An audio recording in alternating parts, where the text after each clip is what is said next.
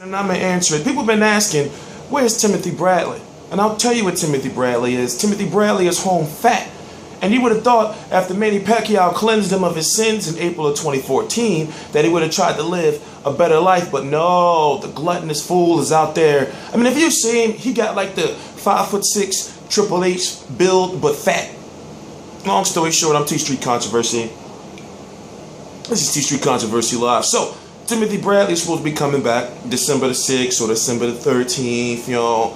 And if you don't know, that was like a date around the same time Miguel Cotto was going to come back and was going to be on HBO. But, you know, moving past all that, Miguel Cotto's not fighting this year. But if you see Timothy Bradley now, yo, he looked like 180, 85 pounds. Fat. So you wondering, like, how did this guy keep cutting to that 147? Now, you know, with his training, he goes vegan and everything, and he takes that hard cut. But my God, he's got to start taking better care of himself. It looks like he's depressed. That's how fat he is. And I think that that loss to Manny Pacquiao, knowing that he fought the wrong fight at the end, instead, like, he tried to go out there with his 12 KOs, and he said, I had something to prove. I'm going to try to knock Pacquiao out. But you know, that's the type of fighter Timothy Bradley is. And, you know, outside of him being fat, I like him. I will support any fight that Timothy Bradley fights. Because why? Because he goes out there and he gives his heart. And he'll fight anybody. So when you talk about, well, what's next for him, you can say the Ruslan Provodnikov rematch. I can understand a little bit why he doesn't want that fight, because Ruslan lost to Chris Algieri. And then, you know, not to mention Ruslan made him concussed. Even though I think Tim would beat a rematch, he would win the rematch. But how can I put it? The money's not there, you know, if it makes sense, you know. And I don't want to be talking about the business side, especially when I want fighters to fight the best. But you got to think, what other fights are there out there for him?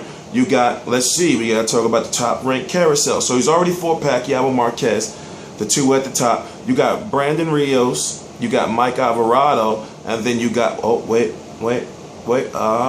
that new guy, Diego Chaves.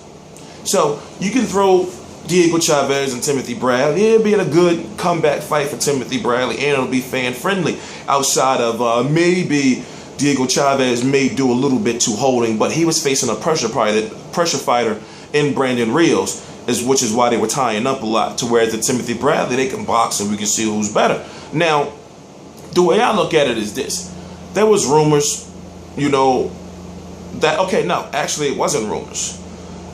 Timothy Bradley and Miguel Cotto both entertained the idea of fighting at a catch weight of like 150, 154.5 or 155, you know, for the WBC 160-pound title. So I think to myself, like, what kind of bullshit is that? And that's why I've been kind of hard on Miguel Cotto, because that's the type of fight Freddie Roach would be like, oh yeah, we would love that. We would love that, you know, and it'd be a mockery, because let's just say Timothy Bradley wins. And what if he does win? Can you imagine Timothy Bradley versus poor Timothy Bradley, 5'6", versus a Gennady Golovkin or somebody? You know, even if you put him in there with a Demetrius Andrade or somebody who's like 6'1", he's, you know, like, it just doesn't make any sense to me. But like I said, it's something that I really feel I wouldn't say Bob Arum, but Freddie Roach would love a fight like that. You know, easy pickings. But where does Timothy Bradley go now? People are saying, you know, he shouldn't have signed back with Top Rank. He could have been able to fight Mayweather and everything. And one interview he did, which was the smartest thing that he said, was, that's not guaranteed. You know, and it's true. You know, what if he did sign with Heyman and everything? You know, what if they said, okay, we'll fight him first, then fight Floyd, and then you got, you know, it's not guaranteed. Look what happened to Amir Khan. He thought he was going to fight Floyd, you know, and then Marcos Maidana came along and beat up Adrian Broner. And then he, you know, so people say, you know, people try to make Bob Arum the villain. I'm not saying Bob Arum is an angel. I'm just saying he's old. So when I look at guys like Timothy Bradley, and I say, why would you side with Bob Arum? I think, well, you know, it's security. And if you don't know, his wife somewhat brokered the deal, but that doesn't help the fact that he's fat. So if she's helping him getting money, she should help him not get fat. Because when you see a boxer like that, and let's say he can still make 147, you know that, like, he's going through hell to make that 147. Now, he comes into the ring looking phenomenal. But when it comes to the last fight, the Pacquiao fight, it seems as though he gas toward the end, and I'm not used to seeing Timothy Bradley gas. Are you?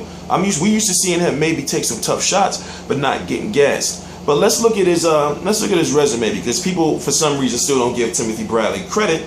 You gotta look at 2 fights with Manny Pacquiao. The most significant win, clear-cut win in his career, was over Juan Manuel Marquez, because remember that first Pacquiao fight was highly in question. I had Pacquiao winning, but that's what I'm saying. It wasn't a clear-cut win, split decision.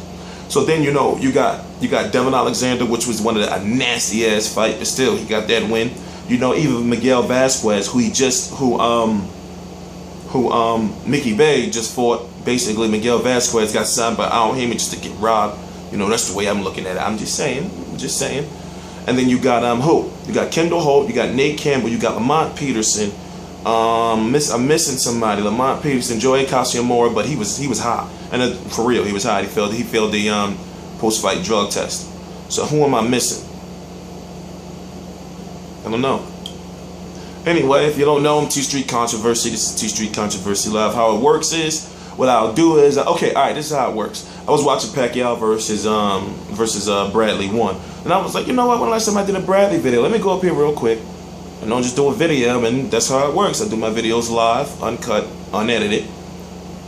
T Street Controversy with Real Combat Media. The links to everything is right below. I run a boxing forum.